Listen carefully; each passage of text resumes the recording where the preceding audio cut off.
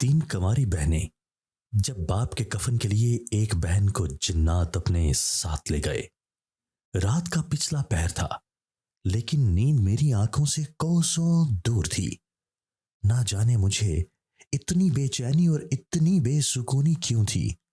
रात सबके सोने के लिए होती है, लेकिन मुझे खुदा जाने नींद क्यों ना आ रही थी। अपने इर्द गिर्द तीनों चारपाइयों पर मैंने नजर दौड़ाई। सब गहरी नींद में सो रहे थे और एक मैं थी जिसे नींद ही नहीं आ रही थी। शायद इसकी वजह आज का खराब मौसम था। लोगों के लिए तो ये मौसम किसी नेमत से कम नहीं होता, लेकिन हमारे लिए तो ये मौसम बहुत सी मुसीबतें लेकर आता है। गर्मी के मौसम में जरा सी भी हवा बहुत भली और खुशकुन महसूस होती है, लेकिन ये हवा जो इस वक्त चल रही थी, जिसकी वजह से सब घर वाले आराम से सो रहे थे, मुझे अपनी नींद की दुश्मन लग रही थी। अचानक ही हवा में शिद्दत आ गई और वही हुआ जिसका डर था। झोंपड़ी पर पड़ी हुई टीन डब्बों की छत इस तेज हवा का मुकाबला करने की हिम्मत न रखती थी, इसलिए चीखों पुकार करने लगी। हवा की शिद्दत की वजह से टीन डब्बों को जोड़कर बनाई हुई छत इधर उधर लड़खड़ाने लगी थी और इस शोर की आवाज से सब जाग आए थे।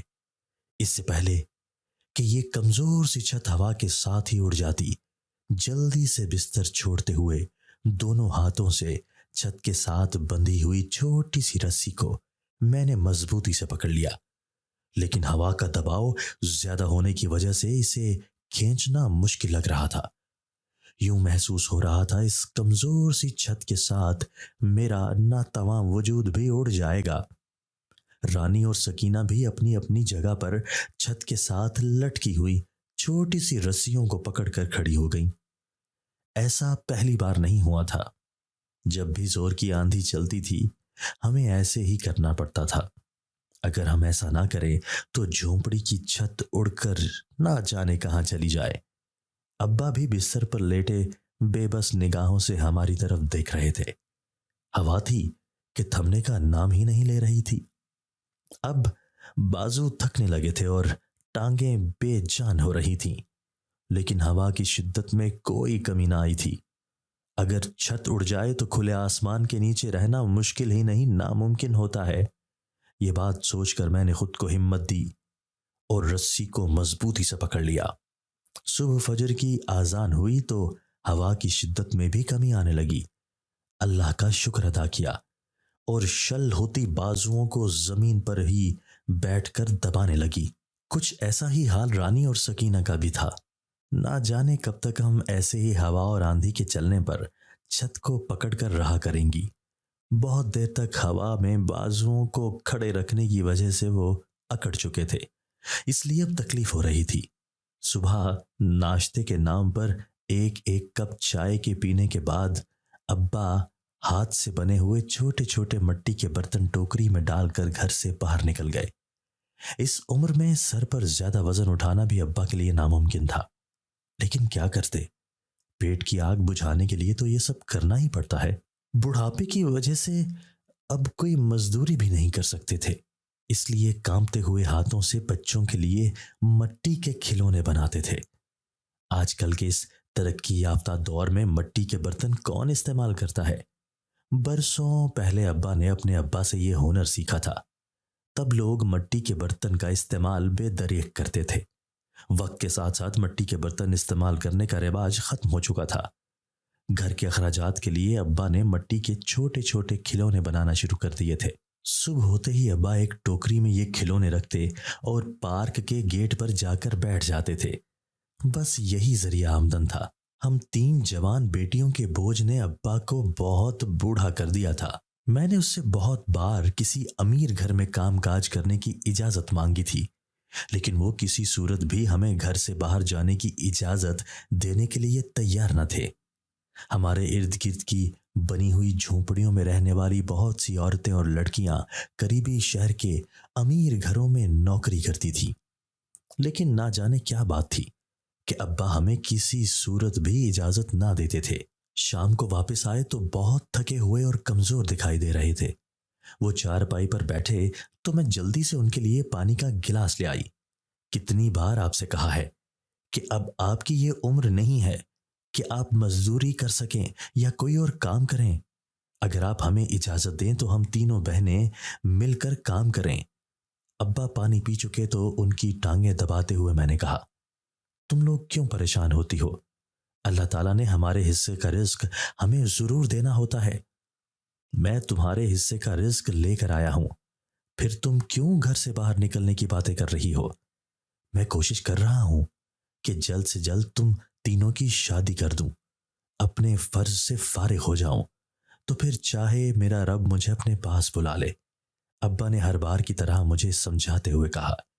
मैं अच्छी तरह से जानती हूं कि अब्बा कभी भी राजी नहीं होंगे, फिर भी उन्हें जरूर कहती थी कि शायद उन्हें मेरी बात समझ में आ जाए। अब्बा अपने साथियों और आसपास की झोंपड़ियों में रहने वाली बुजुर्ग औरतों से अक्सर हमारे रिश्ते की बात भी करते रहते थे। उनकी ख्वाहिश थी कि उनकी तीनों बेटियां जल्द से जल्द अपने घरों की हो जाएं। लेकिन ना जाने अल्लाह को क्या मंजूर था। रात के खाने में आलू का शोरबा बनाया था। रात का खाना खाने के बाद सब सोने के लिए लेट गए। अम्मा के मरने के बाद सारे घर की जिम्मेदारी मुझ पर आ गई थी। सकीना और रानी दोनों मुझसे छोटी थीं। अम्मा की जिंदगी में मुझे किसी चीज की कोई फिक्र ना होती थी, लेकिन अम्मा के मरने के बाद अब मुझे शायद ही कभी सुकून आया हो। हर वक्त अब्बा और छोटी बहनों की फिक्र रहती थी। इसके अलावा घर का राशन भी कभी कभी होता और कभी ना होता। ऐसे वक्त में मुझे समझ ना आती थी कि मैं क्या करूं। खिलाफ मामूल अब्बा शाम को घर वापस आए तो अपने साथ बहुत सारा सामान भी लेकर आए। खाने पीने की अशिया और किचन का सामान था। हमें अपनी आंखों पर यकीन नहीं आ रहा था। इतना ज्यादा सामान हमने पहली बार देखा था। अब्बा जान, ये सब क्या है? इतना ज्यादा सामान आप कहां से लाए हैं? हैरान होते हुए रानी ने अब्बा से पूछा। हम तीनों फटी फटी आंखों से सामान को देख रही थी। बस बेटा, अब तुम लोगों को परेशान होने की जरूरत नहीं है। अल्लाह का शुक्र अदा करो जिसने ये सब कुछ हमें अता किया है। सहन में पड़ी हुई चारपाई पर बैठते हुए अब्बा जान ने मुस्कुराते हुए कहा, लेकिन फिर भी पता तो चले ये इतना सारा सामान आपको किसने लेकर दिया है? अब की बार हैरान होते हुए मैंने पूछा। बस बेटा, अल्लाह ताला को शायद हम पर रहम आ गया है। एक अल्लाह वाले की मदद से ये सब कुछ मुमकिन हुआ है। तुम लोगों को एक खुशी की बात बताऊं कि अब मुझे ये मिट्टी के बर्तन बनाने की जरूरत नहीं पड़ेगी, क्योंकि 20,000 महाना पर मुझे एक नौकरी मिल चुकी है। अब्बा ने तो हमारे सरों पर बम ही फोड़ दिया था। क्या कहा आपने? रानी रोती हुई उनके साथ जा बैठी और उनका हाथ अपने हाथ में पकड़कर हैरत और खुशी के मिले जुले तासुरात से पूछा। जी बेटा, जी मैं सच कह रहा हूं। मुझे 20,000 महाना की नौकरी मिल चुकी है। अब्बा ने रानी को अपने साथ लगाते हुए प्यार से कहा। नौकरी क्या है? अब्बा जान, कुछ तो बताएं। इस उम्र में आप क्या नौकरी करेंगे? मुझे खुशी तो बहुत हो रही थी, लेकिन मुझे इस बात का डर था कि अब्बा जान ने अपने लिए कोई मुश्किल काम न चुन लिया हो। एक बुजुर्ग के आस्ताने पर मुझे काम मिला है। वहां पर मुख्तलिफ नौयत के काम होंगे। तू भी खाने पकाने का काम, कभी बर्तन साफ करने का काम, कभी फर्श साफ करने का काम, जो काम भी मुझे मिलेगा मैं कर लिया करूंगा। अब्बा ने खुश होते हुए बताया। अगर ऐसी बात है तो बहुत खुशी की बात है। सर पर टोकरी उठाकर चलने से तो बहुत बेहतर है ये काम। सकीना ने खुश होते हुए कहा। अगर मुझे जरा सा भी इल्म होता कि ये नौकरी करने की वजह से अब्बा कितनी बुरी तरह फंस जाएंगे तो मैं उन्हें कभी भी ना जाने देती। अब्बा सुबह सवेरे चले जाते और शाम को घर लौटते थे। अब्बा के मुताबिक जिस रूहानी पीर के आस्ताने पर उन्हें नौकरी मिली थी वो बहुत पहुंचे हुए पीर हैं। रोजाना सैकड़ों नहीं बल्कि हजारों की तादाद में लोग उनके पास आते हैं। हर शख्स मजबूर और बेबस होता है और अपने मसाइल के हल के लिए रूहानी पीर बाबा के पास जाते हैं। इस दुनिया में बहुत से अल्लाह वाले लोग मौजूद हैं, सिर्फ हम लोग नहीं जानते और पहचानते नहीं हैं। मैंने जवाब दिया। میں سوچتا ہوں کہ جب وقت ملے تو پیر صاحب سے تم تینوں کے رشتوں کے لیے کوئی خاص ورد و وظیفہ پوچھ لوں۔ میری زندگی کا کوئی بھروسہ نہیں ہے، اس لیے چاہتا ہوں کہ تم تینوں کے فرض سے فارغ ہو جاؤں، ابا جان نے کھانا کھاتے ہوئے کہا۔ اگلے روز بابا جب شام کو گھر واپس آئے تو کچھ پریشان دکھائی دے رہے تھے۔ ان کا معمول تھا کہ وہ برے سے برے حالات میں بھی جب گھر واپس آتے تھے تو بہت ہنستے مسکراتے ہوئے آتے تھے، لیکن آج نہ جانے کیا بات تھی کہ وہ بہت پریشان دکھائی دے رہے تھے۔ رات کا کھانا بھی انہوں نے بہت تھوڑا سا کھایا تھا اور آج وہ ہماری باتوں کی طرف توجہ نہیں دے رہے تھے۔ آج آپ مجھے پریشان لگ رہے ہیں، کوئی مسئلہ ہے تو بتا دیں۔ رات کو سونے سے پہلے جب میں ان کے پاؤں دبانے لگی تو میں نے آہستگی سے پوچھا تاکہ سکینہ اور رانی ہماری بات نہ سن سکیں۔ نہیں نہیں، ایسی کوئی بات نہیں ہے، میں بالکل بھی پریشان نہیں ہوں، تمہیں ویسے ہی لگ رہا ہے۔ ابا جان نے جلدی سے چہرے پر مصنوعی مسکراہٹ سجاتے ہوئے کہا، اگر آپ کہہ رہے ہیں تو میں یقین کر لیتی ہوں، لیکن آپ مجھے پریشان لگ رہے ہیں۔ ان کے چہرے کی مسکراہٹ کو محسوس کرتے ہوئے میں نے کہا، حسب معمول صبح ناشتہ کرنے کے بعد ابا جان اپنے کام پر روانہ ہو گئے، لیکن میں سارا دن ان کی وجہ سے پریشان رہی۔ نہ جانے ایسی کون سی بات ہے جو ہمیں بھی بتانا نہیں چاہتے۔ وہ پریشان تھے، ان کو پریشان دیکھ کر مجھے بے چینی اور بے سکونی محسوس ہو رہی تھی۔ سارا دن میں انہی کے متعلق سوچتی رہی۔ ہر نماز کے بعد میں نے ان کے سکون کے لیے دعا مانگی۔ شام کو جب ابا واپس آئے تو پہلے کی طرح چپ چاپ اور گمسم اپنے ہی خیالوں میں کھوئے ہوئے تھے۔ آج ان کی خاموشی کو سکینہ اور رانی نے بھی محسوس کر لیا تھا، اور وہ ابا جان سے بار بار پوچھ رہی تھی کہ وہ کیوں خاموش اور پریشان دکھائی دے رہے ہیں۔ ابا انہیں یقین دلانے کی کوشش کر رہے تھے کہ وہ خوش ہیں اور انہیں کوئی پریشانی نہیں، لیکن وہ دونوں ابا جان کی کوئی بات نہ ماننے کے لیے تیار نہ تھیں اور ان سے ضد کر رہی تھی کہ انہیں اصل بات بتائی جائے کہ وہ کیوں پریشان ہے۔ بہت مشکل سے ابا جان نے انہیں یقین دلایا کہ وہ پریشان نہیں ہیں۔ اب تو یہ معمول بن چکا تھا۔ پچھلے ایک ہفتے سے ابا جان مسلسل خاموش اور پریشان ہی دکھائی دے رہے تھے۔ بہت بار میں نے ان سے جاننے کی کوشش کی، لیکن شاید انہوں نے قسم اٹھائی ہوئی تھی کہ ہمیں کسی بات کے بارے میں کوئی علم نہ ہونے دیں گے۔ آج رات میں واپس چلا جاؤں گا، آستانے پر بہت کام ہے، اس لیے مجھے واپس جانا پڑے گا۔ میں نے ماسی صغیرہ سے بات کر لی ہے، وہ رات کو تم لوگوں کے پاس ہو جائے گی۔ پریشان ہونے کی یا ڈرنے کی ضرورت نہیں ہے، میں صبح سویرے واپس آ جاؤں گا۔ ہم تینوں اکٹھے کھانا کھا رہے تھے جب ابا جان نے ہمیں بتایا۔ ایسا کبھی نہ ہوا تھا۔ اماں کو فوت ہوئے 5 برس گزر گئے تھے، اور جب سے اماں فوت ہوئی تھی ابا کبھی بھی گھر سے باہر رات کو نہ رکتے تھے، بلکہ وہ تو شام ہونے سے پہلے ہی گھر آ جایا کرتے تھے۔ ہمیں یہ جان کر بہت حیرت ہوئی کہ ابا جان رات کو گھر نہیں آئیں گے۔ ابا جان کی پریشان صورت دیکھ کر ہم نے کچھ بھی پوچھنے سے گریز کیا۔ کھانا تو وہ صرف ہمارا ساتھ دے رہے تھے، ان کی پلیٹ میں سالن ویسا ہی پڑا تھا۔ ابھی وہ ادھر ہی تھے کہ ماسی صغیرہ آ گئی۔ ماسی کے آنے کے بعد ابا بھی چلے گئے۔ ہم ماسی کے سامنے کوئی بات نہ کرنا چاہتی تھیں، اس لیے خاموشی سے اپنے اپنے بستر پر لیٹ گئی۔ ہم تینوں کو ہی نیند نہ آ رہی تھی۔ ابا کا پراسرار رویہ ہمیں پریشان کر رہا تھا۔ ایسا کبھی نہ ہوا تھا۔ وہ اپنا ہر مسئلہ ہمیں ضرور بتاتے تھے۔ اپنے اپنے بستر پر لیٹ کر بھی ہمیں نیند نہ آ رہی تھی۔ یہ جو مالک ہوتے ہیں نا، انہیں نوکروں کی کسی پریشانی کا کوئی اندازہ نہیں ہوتا۔ اب مالک کا حکم ہے کہ رات کو ڈیوٹی دینی ہے تو رات کو ڈیوٹی دینی پڑے گی، ورنہ نوکری چھوڑ دینا ہوگی۔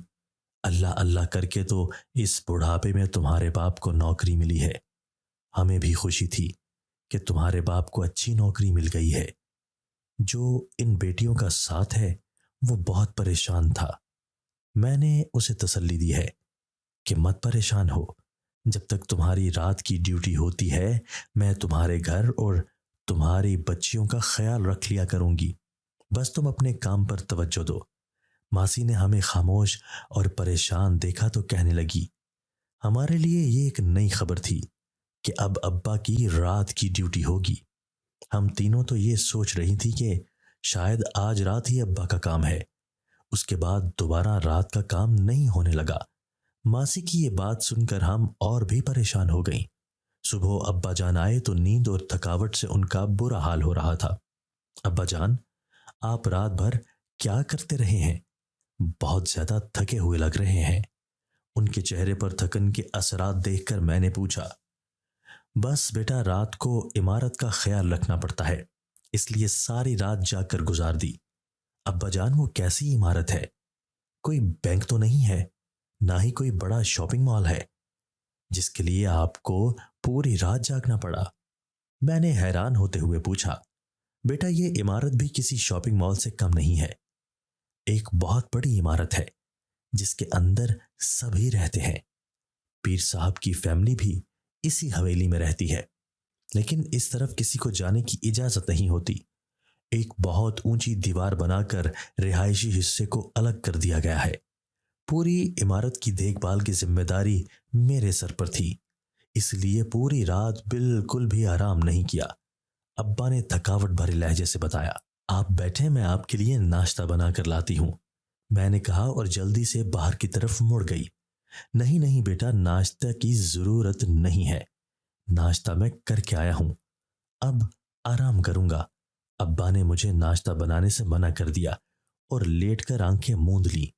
अब्बा के चेहरे पर थकावट और रत जगह के असरात देखकर मुझे बहुत तकलीफ हो रही थी। ऐसा ही कुछ हाल सकीना और रानी का भी था। हम एक दूसरे की तरफ देखने से भी गुरेज कर रही थी। इस सब की जिम्मेदार हम खुद ही को समझती थी। इस उम्र में अब्बा को सिर्फ हमारी वजह से इतनी ज्यादा मेहनत करना पड़ती थी। उस वक्त अब्बा जान को आराम करने की आदत न थी। 2 घंटे बाद ही उठकर बाहर आ गए। हमसे हंसकर बातें कर रहे थे, जिससे साफ नजर आ रहा था कि वो हमसे कुछ छुपाना चाहते हैं। शाम से कुछ पहले ही घर से काम पर जाने के लिए निकल गए। मासी सगीरा उनके जाते ही आ गई थी। मैं कोशिश कर रही हूं कि तुम तीनों के रिश्ते कहीं पर हो जाएं। तुम तीनों अपने घर की हो जाओ तो क्या जरूरत पड़ी है तुम्हारे बाप को इस उम्र में रात की नौकरी करने की? मासी ने बिस्तर पर लेटकर दुख भरे अंदाज से कहा। मासी, आप ही अब्बा को समझाएं ना। हमारे कबीले की और कितनी लड़कियां और औरतें हैं जो नौकरी करती हैं, हमें भी नौकरी करने दें। हम तो उनसे कह कह कर थक चुकी हैं, लेकिन वो हमारी कोई बात सुनने के लिए तैयार नहीं। मैंने मासी से बात की, वो अब्बा को समझाने की कोशिश करें। ठीक ही तो कहता है तुम्हारा बाप। जो औरतें और लड़कियां नौकरी कर रही हैं, उनसे पूछो उनका क्या हाल है। अब वो तुम तीनों की शादी करना चाहता है, तुम्हारी कमाई से उसे कोई गर्ज नहीं। मासी ने तो इस सिलसिले में अब्बा से बात करने से साफ मना कर दिया था। वो भी अब्बा ही की हम ख्याल थी। नाश्ता करके हम फारिग हुई तो अब्बा जान भी आ गए। कल की तरह वो आज भी बहुत ज्यादा थके हुए दिखाई दे रहे थे। नाश्ता किए बगैर ही वो आराम करने के लिए लेट गए। उनकी खामोशी और परेशानी देखकर मुझे बहुत बेचैनी हो रही थी, लेकिन वो कोई बात खुलकर नहीं करते थे। वो कमरे में आराम करते हुए बार बार करवटें बदल रहे थे। करवटें बदलने पर चारपाई के चिड़चिड़ाने की आवाज सुनाई देती थी, जिससे महसूस हो रहा था कि वो सोते हुए भी बेचैन हैं। कमरे के दरवाजे पर लटके हुए कपड़ों को पीछे हटाकर जरा सा अंदर झांक कर देखा तो खौफ के मारे मेरी गिग्गी बन गई। अब्बा की चारपाई के करीब एक खौफनाक किस्म की बला खड़ी थी। सर से लेकर पांव तक वो काले रंग के कपड़ों में लिपटी हुई थी। उसके सर के बाल इतने लंबे थे कि वो जमीन पर गिर रहे थे। मैले कुचैले गंदे बाल मट्टी से अटे हुए दिखाई दे रहे थे। कमरे में एक अजीब सी बू थी, जिसकी वजह से मुझे सांस लेने में दुश्वारी महसूस होने लगी थी। वो डरावनी बला सीधी खड़ी थी और बगैर झुके अपने लंबे हाथ से अब्बा की गर्दन दबा रही थी। अब्बा बेहस हरकत पड़े हुए थे। उसने अब्बा को मार दिया है, ये ख्याल मेरे जहन में आया तो मैंने जोर जोर से चीखना शुरू कर दिया। मेरी आवाज सुनकर वो बला तो एकदम से गायब हो गई। अब्बा भी जल्दी से उठकर बैठ गए। सकीना और रानी भी उधर दौड़ी हुई आईं। क्या हुआ है, क्यों चीख रही हो? सकीना ने मुझे बाजू से पकड़कर झंझोड़ते हुए कहा। अब्बा भी उठकर मेरे करीब आकर खड़े हो गए। उन्हें सही सलामत देखकर मुझे बहुत खुशी हो रही थी, इसलिए जल्दी से उनके गले लग गई। चारपाई पर बिठाकर सकीना ने मुझे पानी पिलाया। पानी पीने से मेरे औसान बहाल हुए थे, तबीयत कुछ संभली तो मैंने सारा वाकया अब्बा को सुना दिया, जिसे सुनने के बाद सकीना और रानी भी खौफज़दा दिखाई देने लगी थी। तुम्हें कोई गलत फहमी हुई है या फिर तुम डर गई हो, ऐसा कोई मसला नहीं है। मैं बहुत आराम से सो रहा था, मुझे कोई तकलीफ महसूस नहीं हुई। इसका मतलब है कि तुम्हें देखने में गलती हुई है, अब्बा ने मुझे समझाते हुए कहा। आप मेरा यकीन करें, मुझे कोई गलत फहमी नहीं हुई। मैंने जागती आंखों से और हकीकत में उसे देखा है। वो अपने काले लंबे हाथ से आपका गला दबा रही थी। मैंने अपनी बात पर जोर देते हुए कहा, अच्छा बस ठीक है, अब परेशान मत हो। मैं तुम्हारे सामने जिंदा सलामत खड़ा हूं, फिर रोने या परेशान होने की क्या बात है? अब्बा ने मुझे तसल्ली दी। अब्बा बहुत परेशान दिखाई दे रहे थे। मैं अच्छी तरह से समझ रही थी कि कोई ना कोई बात जरूर है, लेकिन अब्बा हमें वो बात बताना नहीं चाहते। शाम होने से पहले ही वो काम पर चले गए और मासी भी आ गई। आज दिन को जो वाकया रूनुमा हुआ था, उसने मुझे बहुत ज्यादा खौफजदा कर दिया था। शाम तक मैं बुखार में जलने लगी थी। 2-3 रोज दवाई खाने के बाद मेरी तबीयत संभल गई। अब्बा को रात के वक्त ड्यूटी देते हुए 2 हफ्तों से ज्यादा हो चुके थे। उस दिन के बाद कोई ऐसा वाकया रूनुमा ना हुआ था। मैं भी उस वाकये को भुलाने की कोशिश कर रही थी। अब्बा को हफ्ते में 1 दिन भी छुट्टी ना होती थी। जब अब्बा से इसके बारे में पूछा तो वो कहने लगे कि ये कोई सरकारी इदारा तो नहीं है जहां हफ्ते में 1 छुट्टी होना लाजिम हो। अब्बा सुबह जब घर वापस आते तो इंतहाई निढाल दिखाई देते। उनकी हालत देखकर यूं महसूस होता था जैसे वो सारी रात कोई सख्त मेहनत तलब काम करते रहे हैं। मैं ये जानना चाहती थी कि ऐसा कौन सा काम करते हैं जिसके बाद इंतहाई कमजोर दिखाई देने लगते हैं। रात को जागने की वजह से इंसान इतना ज्यादा कमजोर नहीं होता। अब्बा को सांस लेने में भी मुश्किल पेश आती थी। शाम के वक्त हम तीनों बहनें घर पर अकेली थी कि दरवाजा खटखटाने की आवाज सुनाई दी। घर में दाखिल होने के लिए एक छोटा सा 3 डब्बों से बना हुआ दरवाजा लगा हुआ था। मुझे बहुत हैरत हो रही थी कि हमारे घर में ऐसा कौन आया है जिसे दरवाजे के बाहर ही खड़ा होना पड़ा। हमारी बस्ती में एक दूसरे के घर आने जाने में कोई पाबंदी ना थी। मुझे इसलिए दरवाजा खटखटाना बहुत अजीब महसूस हुआ था। दरवाजा खोलने पर एक सफेद कपड़ों में मलबूस बुजुर्ग, जिनकी सफेद दाढ़ी उनके चेहरे पर बहुत भली लग रही थी। अपने बाप आलिम दीन को रोक लो, वो गुनाह की दलदल में धंसता जा रहा है। अब अगर वो वापस ना मुड़ा तो वापसी के लिए कोई रास्ता नहीं बचेगा। नौरानी चेहरे वाले बुजुर्ग मुझे देखते ही जल्दी से कहने लगे, आप कौन हैं और क्या कहना चाहते हैं? मेरे वालिद साहब किस गुनाह की दलदल में फंसते जा रहे हैं? मैं नहीं जानती, मैंने हैरान होते हुए कहा। मैं नहीं जानती थी कि यह शख्स कौन है और अब्बा को कैसे जानता है। तुम्हारा बाप गुनाह की तरफ बढ़ रहा है। वो औलाद की खुशी के लिए खुद गर्ज हो चुका है। हर काम अपने मुकर्ररा वक्त पर ही होता है। कमजोर ईमान लोग अल्लाह पर यकीन नहीं रखते, इसलिए वो फिर गलत रास्तों पर चल निकलते हैं। बुजुर्ग ने दोबारा मुझे समझाते हुए कहा, हाँ मैं आपकी बात बिल्कुल भी नहीं समझ पा रही हूं। अब्बा कौन सा गुनाह का काम कर रहे हैं? जब मुझे इल्म ही नहीं है तो मैं रोकूंगी कैसे? मैंने परेशानी से पूछा, क्योंकि मैं बहुत परेशान हो चुकी थी। ना जाने अब्बा जान किन लोगों के साथ लग चुके हैं और वो उनसे अपना मतलब निकलवाने के लिए अब्बा जान को इस्तेमाल कर रहे थे। इससे समझाने की उम्र के इस हिस्से में अपनी आखिरत बर्बाद ना करे। ये कहने के बाद वो बुजुर्ग वापसी के लिए मुड़ गए। मैं रानी और सकीना को इस बारे में कुछ नहीं बताना चाहती थी, वरना वो भी मेरी तरह बहुत परेशान हो जाती। मैंने जल्दी से गर्दन घुमाकर पीछे की तरफ देखा कि उन दोनों में से कोई मेरी तरफ मतवज्जे तो नहीं है। शुक्र है کہ وہ دونوں سائے میں بیٹھی ہوئی تھیں اور اپنے اپنے کام میں مشغول تھیں۔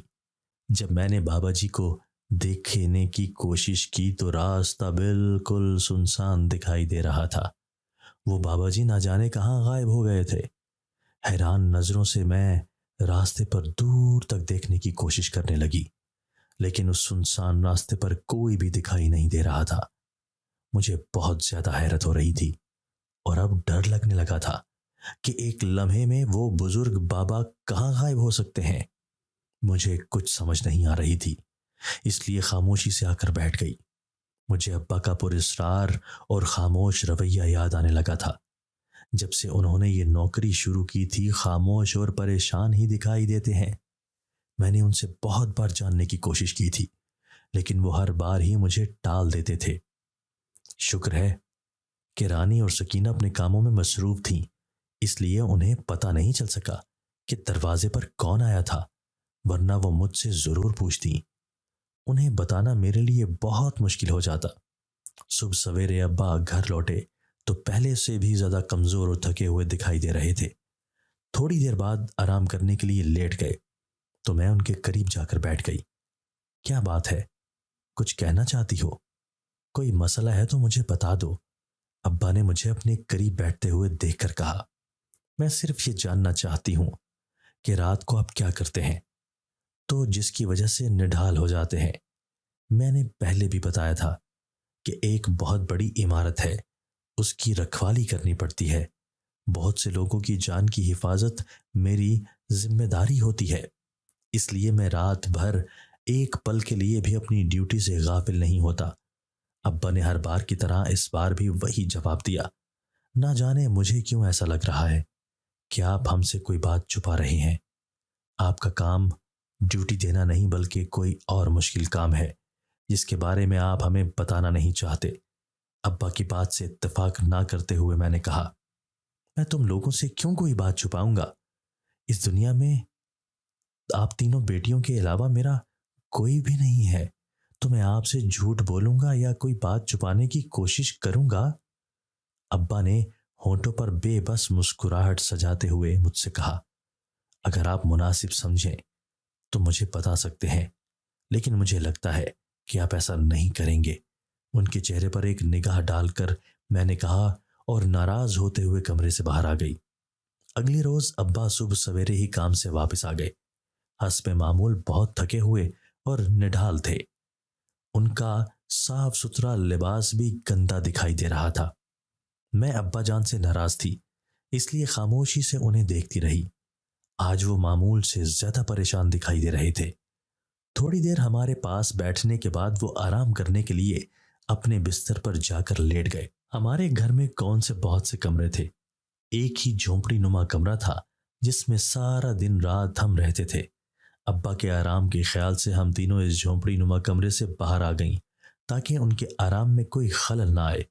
ہمارے گھر کا چھوٹا سا صحن تھا، لیکن اس میں کوئی درخت بھی نہ لگا ہوا تھا جس کے سائے میں ہم بیٹھ سکتی تھی، اس لیے کمرے کی دیوار کے ساتھ چارپائی بچھا لیتی تھی۔ دیوار کے سائے میں بیٹھ کر ہم آپس میں باتیں کرنے لگی۔ سکینہ اور رانی بھی محسوس کر چکی تھیں کہ ابا بہت پریشان ہیں، لیکن ایک ابا جان تھے کہ ہمیں کچھ بتانے کے لیے تیار ہی نہ تھے۔ ہم تینوں بیٹھی ہوئی تھی کہ اچانک ہی ایک زوردار جھٹکا محسوس ہوا اور چارپائی زور زور سے ہلنے لگی۔ ہم تینوں سمجھی کہ زلزلہ آ گیا ہے، لیکن ایسا نہ تھا، صرف ہماری چارپائی ہی زور زور سے ہل رہی تھی۔ آس پاس کی ہر چیز پرسکون دکھائی دے رہی تھی۔ ہم خوفزدہ نگاہوں سے ایک دوسرے کا چہرہ دیکھنے لگیں اور اونچی آواز سے قرآنی آیات کا ورد بھی کرنے لگیں۔ ہمیں اچھی طرح سے اندازہ ہو رہا تھا کہ یہ کوئی عجیب اور انہونا واقعہ ہو رہا ہے۔ ایک زوردار دھماکے کی آواز سنائی دی اور پھر چاروں اطراف میں گرد و غبار دکھائی دینے لگا۔ دھول مٹی کی وجہ سے ارد گرد کچھ بھی دکھائی نہ دے رہا تھا، بلکہ آنکھیں کھولنا بھی ممکن نہ تھا، اس لیے آنکھیں بند کر لیں۔ کچھ دیر بعد جب گرد و غبار کچھ کم ہوا اور آنکھیں کچھ دیکھنے کے قابل ہوئیں تو اس وقت ہمیں جھٹکے لگنا ختم ہو چکے تھے اور ہم زمین پر گری پڑی تھی، کیونکہ چارپائی ٹوٹ کر مختلف ٹکڑوں میں تقسیم ہو چکی تھی، جس کی وجہ سے ہم زمین پر گر چکی تھیں۔ اللہ کا لاکھ شکر تھا کہ ہمیں کوئی چوٹ نہ آئی تھی۔ حیرت تو اس بات کی ہوئی کہ ابا آرام سے سو رہے تھے، اتنے شور ہنگامے میں بھی ان کی آنکھ نہ کھلی تھی۔ ہم تینوں خوف پر قابو پاتے ہوئے خاموشی سے کمرے میں آ کر بیٹھ گئیں۔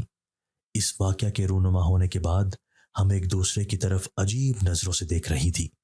یوں محسوس ہو رہا تھا کہ ہمارے پاس باتیں ختم ہو گئی ہیں۔ نہ جانے وہ کتنی دیر ہم ایسے ہی خاموش بیٹھی رہیں۔ ابا جان جاگ آئے اور ہمیں یوں خاموش بیٹھا دیکھ کر حیران ہونے لگے۔ ہم انہیں پریشان نہیں کرنا چاہتی تھیں، اس لیے کہہ دیا کہ آپ سو رہے تھے، اس لیے ہم خاموشی سے بیٹھی ہوئی تھی۔ انہیں ہماری بات پر یقین نہیں آیا تھا۔ شاید ہماری شکل ہی سے نظر آ رہا تھا کہ ہم بہت پریشان ہیں۔ ہمارے چہرے کی طرف دیکھتے ہوئے وہ باہر چلے گئے۔ کچھ دیر بعد وہ کمرے میں واپس آئے۔ باہر کی چارپائی ٹوٹی ہوئی ہے۔ وہ کیسے ٹوٹ گئی ہے؟ ابا نے دوبارہ اپنے بستر پر بیٹھتے ہوئے کہا، ہم تینوں ہر روز اس چارپائی پر بیٹھتی ہیں، لیکن آج نہ جانے کیا ہوا، ہم اس پر بیٹھی ہوئی تھیں کہ یہ ٹوٹ گئی۔ میں نے جلدی سے جواب دیا، چارپائی کا ٹوٹ جانا تو کوئی بڑی بات نہیں، لیکن ایسے ٹکڑوں میں تقسیم ہو جانا یہ تو بہت حیران کن بات ہے۔ ابا نے حیرت زدہ لہجے سے کہا۔ میں نے کوئی مزید جواب نہ دیا، ایسا نہ ہو کہ ابا کو کوئی شک ہو جائے۔ میں انہیں ہرگز بھی پریشان نہیں کرنا چاہتی تھی، وہ پہلے ہی بہت پریشان دکھائی دیتے تھے۔ شام ہوتے ہی ابا گھر سے روانہ ہو گئے۔ ماسی کے آنے کے بعد ہم نے کھانا کھایا اور کمرے میں آ گئیں۔ خلاف معمول آج ہم تینوں بہت خاموش تھیں۔ ہماری خاموشی کو ماسی صغیرہ نے بھی محسوس کر لیا تھا۔ کیا ہوا ہے تم تینوں کو؟ کیوں پریشان ہو؟ ہمارے چہروں کی طرف دیکھتے ہوئے ماسی نے پوچھا۔ نہیں، کوئی بات نہیں، ہم پریشان نہیں ہیں، رانی نے جلدی سے جواب دیا۔ مجھے ایسا لگ رہا ہے کہ تم تینوں خاموش اور پریشان ہو، ماسی نے اپنی بات پر قائم رہتے ہوئے کہا۔ بس ہم صرف اسی لیے پریشان ہیں کہ کب تک ابا رات کی ڈیوٹی کرتے رہیں گے۔ صبح جب وہ گھر واپس آتے ہیں تو بہت تھکے ہوئے دکھائی دیتے ہیں۔ صبح کے وقت کی ڈیوٹی ٹھیک تھی، اس بڑھاپے میں رات کی ڈیوٹی دینا کوئی آسان بات نہیں ہوتی۔ میں نے ماسی کو کھوجتی ہوئی نگاہوں کو محسوس کر کے جواب دیا۔ یہ بات تو تم بالکل صحیح کہہ رہی ہو۔ اس وقت تمہارے باپ کی عمر کہ وہ آرام کرے، لیکن اسے محنت و مشقت کرنا پڑتی ہے۔ ماسی صغیرہ نے بھی میری ہاں میں ہاں ملاتے ہوئے کہا۔ صبح نماز کے بعد لکڑیوں والے چولہے پر میں ناشتہ بنا رہی تھی کہ اچانک ہی ہمارے گھر کے دروازے کے باہر سے قدموں کی اور باتوں کی آوازیں سنائی دینے لگی۔ مجھے بہت حیرت ہو رہی تھی کہ اس وقت ہمارے دروازے پر کون ہو سکتا ہے۔ دو آدمی ابا کو سہارا دیتے ہوئے گھر میں داخل ہوئے۔ ابا بہت تکلیف میں لگ رہے تھے، ایک قدم چلنا بھی ان کے لیے ممکن نہ تھا۔ دو آدمیوں کے سہارے پر چلتے ہوئے وہ کمرے کی طرف بڑھ رہے تھے۔ ابا کو بستر پر لٹا کر وہ دونوں آدمی جلدی سے چلے گئے۔ کیا ہو گیا ہے آپ کو؟ انتہائی نکاہت زدہ انداز سے وہ گردن جھکائے بیٹھے تھے۔ کیا ہوا ہے؟ آپ خود سے چل نہیں پا رہے؟ جلدی سے ان کے قریب آ کر میں نے پوچھا۔ آج میں گر گیا تھا، اس لیے یہ دو آدمی مجھے سہارا دے کر لائے ہیں، ابا نے انتہائی نکاہت بھرے لہجے سے جواب دیا۔ ان کے گرنے کا سن کر ہم تینوں ہی پریشان ہو گئی تھیں۔ ماسی صغیرہ نے دودھ میں ہلدی ڈال کر پلانے کا مشورہ دیا تو رانی جلدی سے دودھ اور ہلدی لے کر آ گئی۔ ابا کو سانس لینے میں بہت دقت ہو رہی تھی۔ دودھ پلانے کے بعد میں نے انہیں بستر پر لٹا دیا۔ ابا کا جسم ہولے ہولے کانپ رہا تھا، انہیں بہت تیز بخار بھی ہو رہا تھا۔ ماسی کے کہنے پر انہیں بخار کی دوا بھی کھلا دی۔ دن کے وقت ان کی طبیعت کچھ سنبھل گئی تو ہم نے شکر ادا کیا۔ شام کے وقت ابا کام پر جانے کے لیے تیار ہو گئے۔ آپ کیسے کام پر جا سکتے ہیں؟ آپ کی طبیعت بہت زیادہ خراب ہے۔ ابا کو کام پر جانے کے لیے تیار دیکھ کر میں نے پریشانی سے کہا، جانا بہت ضروری ہے، اگر ضروری نہ ہوتا تو میں کبھی بھی نہ جاتا۔ جب تک میری جگہ پر کوئی دوسرا آدمی نہیں آ جاتا مجھے تو اپنی ڈیوٹی ادا کرنی پڑے گی، ابا جان نے بے بس لہجے سے کہا۔ دو آدمی آپ کو چھوڑ کر گئے تھے، وہ تو جانتے ہیں نا کہ آپ کی حالت کیسی تھی، आप ड्यूटी देने के काबिल नहीं हैं, मत जाइए। मैंने उन्हें समझाने की कोशिश की। अल्लाह खैर करेगा, आज की रात मैं बैठकर ही काम करूंगा और इधर उधर घूमूंगा नहीं। अब्बा ने जवाब दिया। आप यहां से कैसे जाएंगे? इतनी दूर तक चलकर जाना आपके लिए मुमकिन नहीं है। एक बार फिर इसरार किया ताकि वो रुक जाए। नहीं नहीं, मुझे चलकर जाना नहीं पड़ेगा, बल्कि पीर साहब के आदमी गाड़ी लेकर आएंगे। अब्बा ने जल्दी से जवाब दिया। इसका मतलब तो यह है कि आप उनसे कह कर आए थे। वो भी कितने अजीब लोग हैं कि ये देख ही रहे थे कि आपकी सेहत कितनी खराब है, उसके बावजूद भी वो आपको छुट्टी देने के लिए तैयार नहीं है। अब्बा की बात सुनकर सकीना गुस्से में कहने लगी, मैं अब बिल्कुल ठीक हूं, तुम परेशान मत हो। मासी को अपने पास बुला लेना। कमरे से बाहर निकलते हुए अब्बा ने कहा। साफ दिखाई दे रहा था कि वो बहुत मुश्किल से चल रहे हैं। उन्हें मोहतात अंदाज से कदम उठाते देखकर मुझे बहुत तकलीफ हो रही थी। जी चाह रहा था कि ऊंची ऊंची आवाजों में रोना शुरू कर दूं। गरीब के लिए जिंदगी गुजारना मुश्किल ही नहीं बल्कि नामुमकिन हो चुका है। सारी रात करवटें बदलते ही गुजर गई। अब्बा जान का बीमार चेहरा बार बार निगाहों के सामने आ रहा था। सुबह सवेरे ही वो दोनों आदमी दोबारा अब्बा जान को घर छोड़ने आए। आज तो उनकी हालत बहुत खराब थी। गर्दन एक तरफ को ढलकी हुई थी, जिसका मतलब था कि वो बेहोश हैं। उन्हें इस हालत में देखकर मेरी सिसकियां निकल पड़ी। अब्बा को बिस्तर पर लेटाकर वो दोनों आदमी चले गए। अजीब खुद गर्ज आदमी हैं। अच्छी तरह जानते थे कि अब्बा जान की तबीयत खराब है, फिर भी उन्हें लेने के लिए आ गए थे। अब्बा जान के चेहरे की तरफ देखते हुए मैंने सोचा, सकीना और रानी जल्दी से अब्बा जान के हाथों और पांव की मालिश करने लगी। जल्दी से एक गिलास दूध गर्म करके इनके लिए ले आए। चम्मच के साथ मैं उन्हें दूध पिलाने की कोशिश करने लगी। हम तीनों बहनों की हालत उस वक्त ऐसी थी जैसे उनकी जिंदगी भर की जमा पूंजी उनके सामने ही पड़ी हो और आहिस्ता आहिस्ता हमसे दूर जा रही हो। ये हमारी दुआओं का ही असर था कि अब्बा जान ने आंखें खोल दी। उन्हें होश में आता देखकर हमने अल्लाह का शुक्र अदा किया। अब्बा जान ने हाथ के इशारे से मुझे अपने करीब बुलाया। उनकी बात गौर से सुनने के लिए मैंने अपना कान बिल्कुल उनके करीब कर दिया। बहुत धीमी आवाज में उन्होंने जो कुछ मेरे कान में कहा वो सुनने के बाद मेरी हिचकी बन गई। बेबस निगाहों से मेरी तरफ देख रहे थे, जैसे उन्हें उम्मीद ना हो कि मैं उनका ये काम कर दूंगी। सकीना और रानी हैरतज़दा निगाहों से मेरी तरफ देख रही थी। उन्हें उनके हाल पर छोड़कर मैं जल्दी से घर से बाहर आ गई। हमारे हमसाए में रहने वाले आदमी, जिसे सारी बस्ती शीदा कहती थी, अब्बा के कहने पर मैं उसे बुला कर ले आई। मेरे मरने पर किसी भी अजनबी शख्स को मत आने देना। जिस पीर के आस्ताने पर मैं नौकरी करता था उसके किसी आदमी को भी मत आने देना। अगर कोई जबरदस्ती करे तो उस कब्र में कब्र खोदने वालों को मना ना करना और खामोशी से मुझे यहां से निकाल कर ले जाना और किसी और कब्रिस्तान में दफना देना।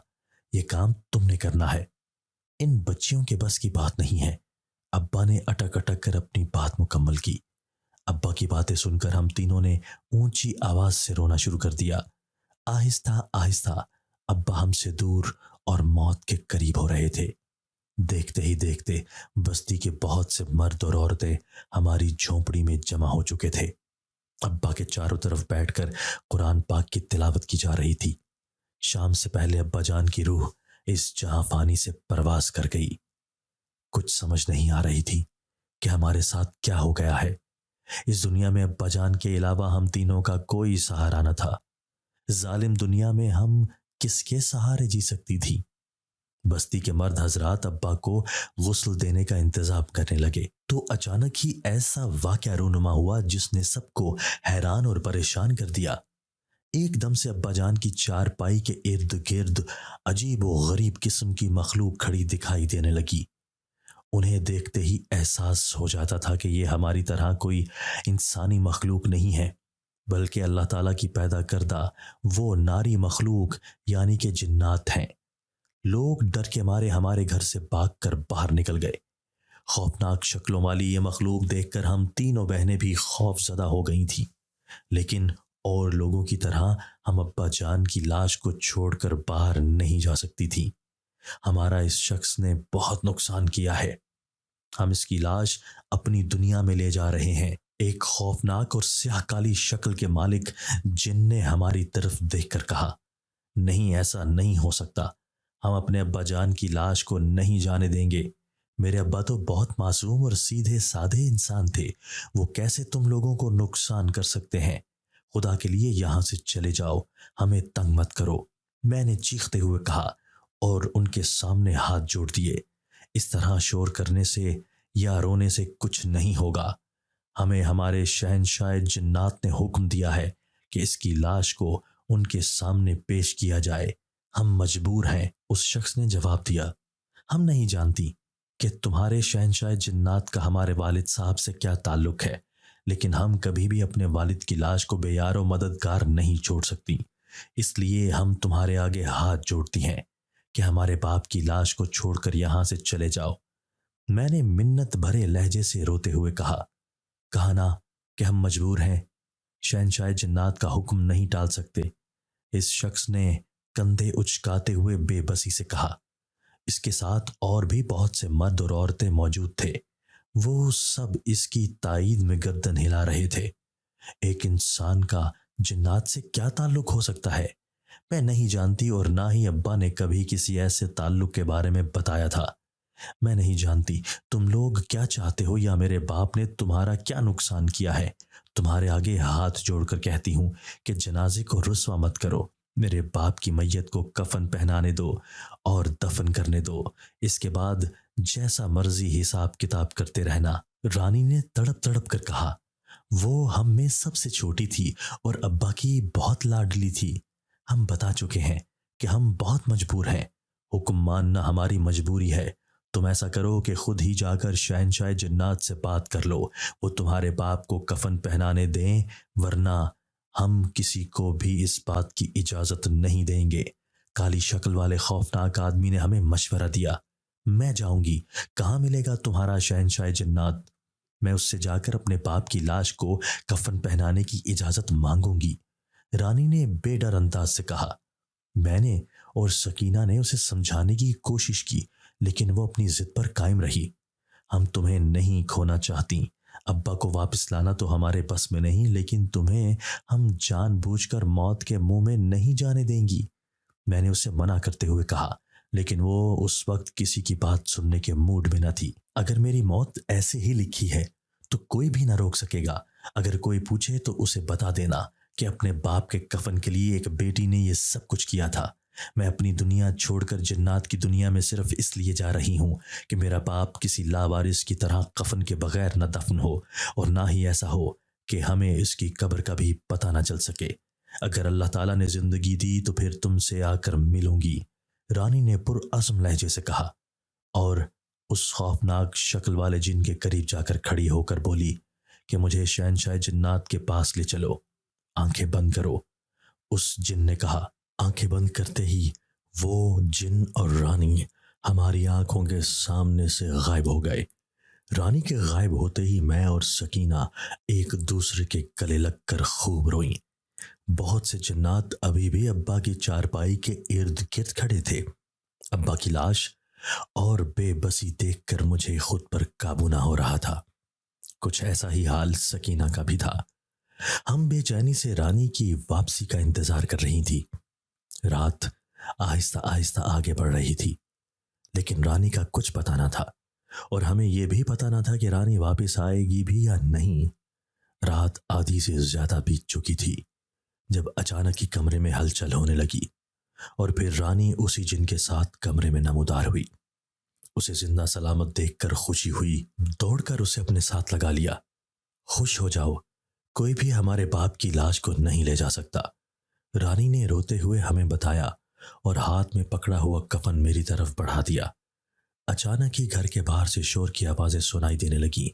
3-4 آدمی جو شکل سے ہی بدمعاش دکھائی دے رہے تھے، ہاتھوں میں بندوق پکڑے ہوئے اندر داخل ہوئے، لیکن وہ نہ جانتے تھے کہ اندر کیا ہو رہا ہے۔ کالی خوفناک شکل والی جن نے ہاتھ سے اشارہ کیا تو وہ 4 آدمی ہوا میں اڑتے ہوئے دور جا گرے۔ اور ہاتھ میں پکڑی ہوئی بندوقیں بھی ان کے ہاتھ سے چھوٹ کر دور جا گری۔ وہ اس آفت کے لیے تیار نہ تھے، اس لیے خوفزدہ انداز میں ادھر ادھر دیکھتے ہوئے بھاگ گئے۔ تھوڑی دیر بعد ہی شور دوبارہ سنائی دینے لگا۔ ایک لمبا تڑنگا شخص سفید کاٹن کی شلوار قمیض میں ملبوس اکڑ سے چلتا ہوا آ رہا تھا۔ اس سے پہلے کہ وہ کمرے میں داخل ہوتا، کالی شکل والے خوفناک جن نے ہاتھ کے اشارے سے آگ کا گولا اس کی طرف پھینکا، لیکن اس شخص نے آگ کا گولا اپنے ہاتھ میں کیچ کیا اور پھر پھونک مار کر زمین پر پھینک دیا۔ یہ منظر دیکھ کر تو ہم حیران رہ گئی تھی۔ اچانک ہی اس آدمی نے ہاتھ کا اشارہ جن کی طرف کیا تو سرخ رنگ کی روشنی تیزی سے آگے بڑھی اور اس جن سے ٹکرائی۔ وہ اس کے لیے تیار نہ تھا، اس لیے ایک جھٹکے سے دور جا گرا۔ اس کے ساتھ آئے ہوئے باقی لوگ بہت عقیدت سے اس کے سامنے جھک کر کھڑے تھے اور اسے پیر صاحب کہہ کر مخاطب کر رہے تھے۔ پیر صاحب نے ہاتھ میں پکڑی ہوئی ایک عجیب و غریب لاٹھی سے خود پر اور اپنے ساتھ آئے ہوئے آدمیوں پر نہ جانے کیا دم کیا کہ جنات ان کے راستے سے ہٹ گئے اور وہ ابا کی چارپائی اٹھانے لگے۔ یہ دیکھ کر ہم نے واویلا شروع کر دیا، لیکن یہاں پر ہماری سننے والا کوئی نہ تھا۔ اچانک ہی اللہ تعالیٰ کی طرف سے ہمارے لیے مدد آئی۔ ایک دم سے ایک نورانی صورت بزرگ کمرے میں نمودار ہوئے۔ ایک لمحے میں نے انہیں پہچان لیا۔ یہ وہی بزرگ تھے جو اس دن دروازے پر آئے تھے اور مجھے کہا تھا کہ اپنے باپ کو گناہ کی طرف جانے سے روک لو۔ ان کا نورانی چہرہ دیکھ کر مجھے امید نظر آنے لگی تھی۔ ان بابا جی کو دیکھ کر پیر صاحب اپنی ساری اکڑ بھول گئے اور بھاگنے لگے، لیکن بابا جی نے آگے بڑھ کر پیر صاحب کو گردن سے پکڑ لیا۔ پیر صاحب خود کو چھڑانے کی کوشش کرتے رہے، لیکن کامیاب نہ ہو سکے۔ تم کیا سمجھتے تھے کہ تم اپنے ناپاک قدموں سے ایک ولی اللہ کی دربار گندی کر سکتے ہو؟ نہیں، شیطان کبھی بھی مقدس جگہ پر نہیں جا سکتا۔ جیسے تم نے ہر ممکن کوشش کی، لیکن اللہ کے ولی کے مزار پر نہیں پہنچ سکے۔ بابا جی نے پیر صاحب کو بے بس کرتے ہوئے کہا، مجھے معاف کر دیں۔ پیر صاحب نے ہارے ہوئے لہجے میں کہا، عالم دین تمہاری باتوں میں آ گیا تھا۔ بچیوں کے بہتر مستقبل کے لیے اس نے تمہارے ساتھ کام کیا، جس کی وجہ سے بہت سے نیک دل جنات تم نے اپنے غلام بنا لیے تھے۔ تمہارے ناپاک وجود کے قریب بھی نیک اور مسلمان جن نہ آتے تھے۔ تم نے عالم دین سے مختلف عمل کروائے اور بہت سے مسلمان جن قابو کر لیے۔ ان مسلمان جنات کے خاندان اب عالم دین کی لاش لے جانا چاہتے تھے تاکہ اس کے دماغ میں سے وہ لفظ حاصل کر سکیں جس کی بدولت ان کے پیارے رہائی حاصل کر سکیں۔ تم عالم دین کی لاش لے جانا چاہتے تھے تاکہ تمہارے کہنے پر جو عمل اس نے ولی اللہ کے دربار پر شروع کیا تھا اس کی لاش سامنے رکھ کر وہ عمل پورا کر سکو اور اپنے ناپاک قدموں سے دربار جیسی مقدس زمین کو پلید کر سکو۔ لیکن تم کبھی بھی اپنے مقصد میں کامیاب نہیں ہو سکو گے۔ تمہارے پاس موجود ساری طاقت میں تم سے چھین لوں گا۔ یہ کہہ کر بابا جی نے پیر صاحب کے سر پر ہاتھ رکھا تو بے بس پیر کے جسم میں جھٹکے لگنے لگے اور پھر وہ نڈھال ہو کر زمین پر گر گیا۔ اس کے ساتھ ہی اسے سہارا دے کر باہر لے گئے۔ تم سب کے رشتہ دار آزاد ہو گئے ہیں، تم لوگ بھی جاؤ، بزرگ بابا نے جنات سے کہا تو وہ بھی شور مچاتے ہوئے غائب ہو گئے۔ آپ کا بہت شکریہ بابا جی، میں نے روتے ہوئے شکریہ ادا کیا۔ اپنے باپ کو جلد سے جلد دفنانے کی تیاری کرو۔ بابا جی نے کہا، آپ کون ہیں اور ہمارے ابا کو کیسے جانتے ہیں؟ میں نے جلدی سے پوچھا۔ تمہارا باپ ایک نیک انسان تھا۔ دربار جیسی مقدس جگہ پر قبضہ کرنے کے لیے پیر صاحب نے اسے لالچ دے کر راضی کر لیا تھا اور وہ راتوں کو قبرستان میں بیٹھ کر اور ایک ٹانگ پر کھڑے ہو کر مختلف کالے عمل کرتا تھا، لیکن جلد ہی اسے احساس ہو گیا تھا کہ وہ غلط کر رہا ہے۔ پیر سے ڈرتا تھا، اس لیے مجبوراً اس کے لیے کام کرتا رہا۔ پچھلے چند دنوں سے یہ اس ہندو پیر کا مجسمہ درگاہ پر رکھنے کی کوشش کر رہا تھا، لیکن کامیاب نہیں ہو رہا تھا۔ جب خالی ہاتھ ہوتا تو درگاہ تک پہنچ جاتا، جب مجسمہ لے کر آتا تو ساری رات سیڑھیاں چڑھتا رہتا، لیکن سیڑھیاں ختم ہی نہ ہوتی تھی۔ ہندو پیر اپنے ناپاک وجود کے ساتھ درگاہ کی سیڑھی پر بھی پاؤں نہ رکھ سکتا تھا، اس لیے اپنے پتلے میں بیٹھ کر تمہارے باپ کے ذریعے درگاہ تک پہنچنا چاہتا تھا، کیونکہ درگاہ کی قبر میں دفن بزرگ ہی اس ہندو پیر کو روکے ہوئے تھے، ورنہ وہ نہ جانے کب سے اس علاقے پر اپنا قبضہ جما چکا ہوتا۔ طاقت چھن جانے کے بعد اب وہ ایک نیم پاگل شخص کی طرح زندگی گزارے گا۔ بابا جی نے تفصیل سے بتایا۔ بابا جی، ہمارے ابا کو معاف کر دینا۔ ہمارے ابا کے لیے شہنشاہ جنات کے دربار میں حاضری ہو گئی تھی اور بہت مشکل سے اس سے ابا جان کے لیے معافی حاصل کرنے میں کامیاب ہوئی۔ وہ ابا کی لاش کو اپنی دنیا میں لے جا کر عبرت کا نشان بنانا چاہتا تھا۔ رانی نے روتے ہوئے کہا، تمہارے باپ نے درگاہ پر کل رات توبہ کر لی تھی اور پیر کے مجسمے کو اپنے ہاتھوں سے توڑ دیا تھا۔ بابا جی نے مسکراتے ہوئے کہا، تم لوگوں نے پریشان نہیں ہونا، میرے ہوتے ہوئے کوئی تمہیں کچھ نہیں کہہ سکتا۔ بابا جی نے ہمیں تسلی دیتے ہوئے کہا، آپ کون ہیں اور ہمارے ابا کو کیسے جانتے تھے؟ یہ تو آپ نے نہیں بتایا۔ میں نے اپنا سوال دہرایا۔ میں وہی شخص ہوں جس کی درگاہ پر قبضہ کرنے کے لیے ہندو پیر نے تمہارے باپ کی خدمات حاصل کی تھی، لیکن یہ دونوں ہی اپنے مقصد میں کامیاب نہیں ہو سکے۔ یہ کہہ کر وہ بزرگ بابا اچانک سے غائب ہو گئے۔ بستی کے لوگ ساری صورتحال سے واقف ہو چکے تھے، اس لیے آگے بڑھے اور ابا جان کو دفنانے کے انتظام کرنے لگے۔ عمر کے آخری حصے میں ابا جان کو لالچ نے گھیر لیا تھا، جس کی وجہ سے مرنے کے بعد انہیں بہت سے مسائل دیکھنے پڑے۔ اللہ تعالیٰ نے لالچ اور حسد سے منع کیا ہے، اور یہ دونوں چیزیں انسان کے ایمان کو برباد کر دیتی ہیں، بالکل ایسے ہی جس طرح ابا جان لالچ میں پڑ گئے تھے، لیکن شکر ہے ذات پاک کا جس نے انہیں مہلت ہونے سے بچا لیا۔